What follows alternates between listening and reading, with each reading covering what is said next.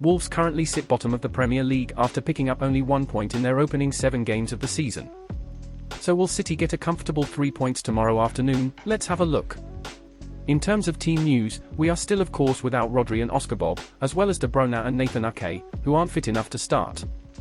But Pep has said that Akanji may also not be available, and there are some fitness concerns for Ederson and Savinho, having played in Brazil on Wednesday. So with this in mind, I think John Stones will start here alongside Ruben Dias, and Gvardiol will keep his place at left back. I think Rico Lewis will start again, looking to continue his excellent form, but Walker could potentially get a start. I see no reason why Kovacic wouldn't start as the 6 tomorrow. And I think Gundogan will join him as he wasn't involved over the international break.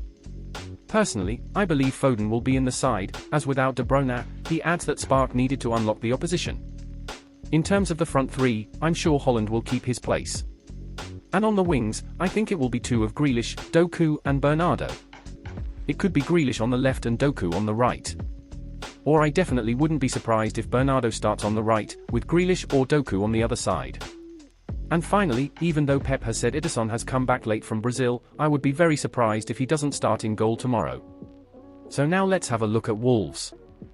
Wolves set up in a 4-1-4-1 out of possession and stay in this shape in both a mid-block and low block. A big area City can exploit is that lone pivot of Wolves.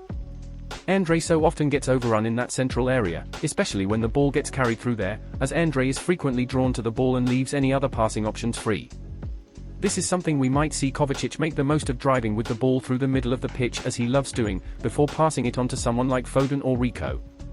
Of course, it's possible Wolves may switch to a back 5 with the bad form, but they stuck to this 4-1-4-1 when they played Liverpool the other week, so they may not make the change.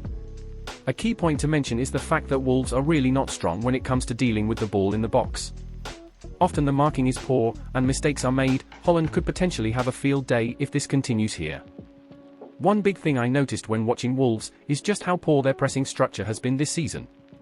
Against Brentford, for example, they pressed in their same 4-1-4-1 shape, with the wingers tight to the Brentford full-backs, and the 2 number 8s close to the Brentford pivots. They leave an extra man at the back to deal with the striker.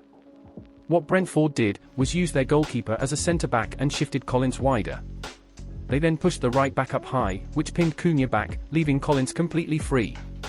This meant that every time Larsson applied pressure, aiming to force the keeper wide, he could play it to Collins with time on the ball. This meant Gomez had no other choice but to close him down, which in turn left an easy pass through to the pivot. And just like that, the press was beaten and Wolves were on the back foot.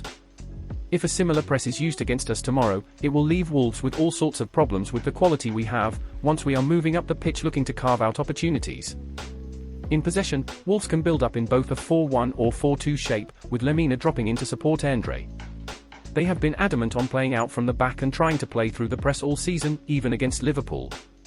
But have looked quite uncomfortable under pressure, especially the goalkeeper Johnston. Again, if they decide to stick to this, they could invite lots of problems onto themselves, with our usual well-structured press. Further up the pitch, they shift to a back 3, usually with Lemina or Gomez dropping into it. They are patient when they have settled possession, but don't really have the quality to be able to break down the opposition by playing short.